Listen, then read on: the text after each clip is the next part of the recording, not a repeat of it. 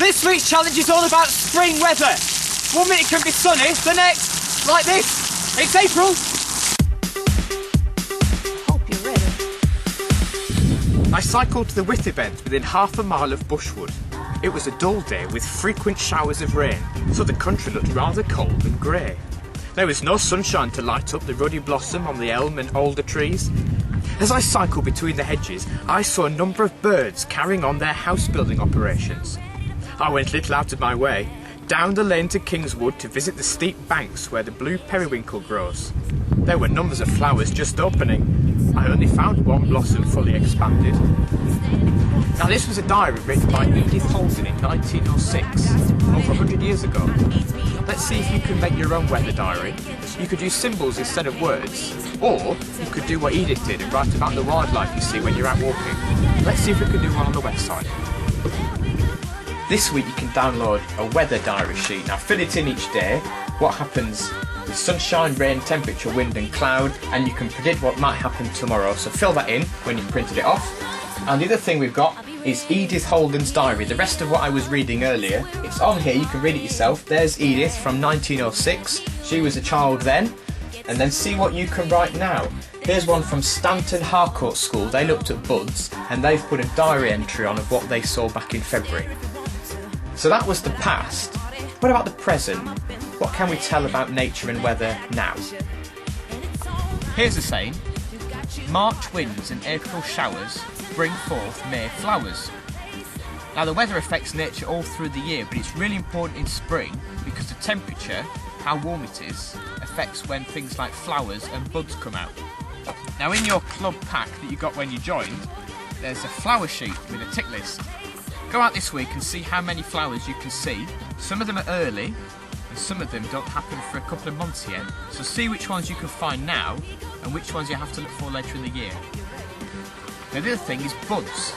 The leaves come out on the trees when it's warm enough, and we're now going to go and have a look and see what's on the trees this week. Now the buds on trees will only open and the leaves come out when it's warm enough in spring. And the ash tree up there, the buds have already burst, and the flowers, which are the first things to come out on an ash tree, are already popping their heads out. I've got an oak twig here, and the buds, they aren't doing anything, the leaves are still inside.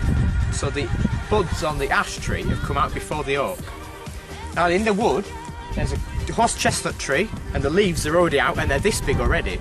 So it just shows that different trees get their leaves out at different times of spring.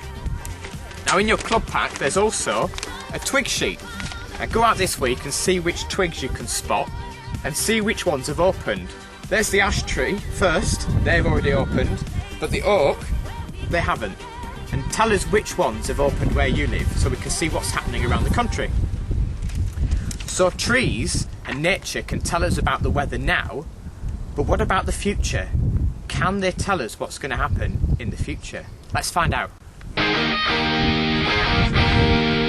Now there are a couple of things you can do at home to try and predict the weather where you live.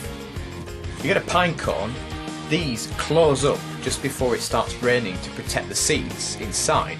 So if you put one of these on a windowsill or in an outhouse and watch it carefully, you can tell when there's a storm on the way because it closes up to protect what's inside. Some people also hang seaweed near windows because seaweed goes all damp and slimy when it's going to rain. So you can watch that. If it's all brittle and dry, then it's going to be nice weather, and if it's all slimy and damp, it's going to rain. So those are two things I know about. Are there anything else? Here are some weather sayings you've sent in. Flowers close up before a storm, so you can tell when the rain's coming. Apparently, if you sneeze 3 times in a second, tomorrow will be sunny. And here's our favourite, it's all about trees and predicting the weather in the summer. Oak before ash, in for a splash. Ash before oak, in for a soak. And you can use your twig ID sheet that we showed you earlier to see which leaves come out first, and therefore what the weather's going to be like later in the year. Do you think we're in for a soak this year? If you sneeze 3 times in a second, it'll be sunny tomorrow.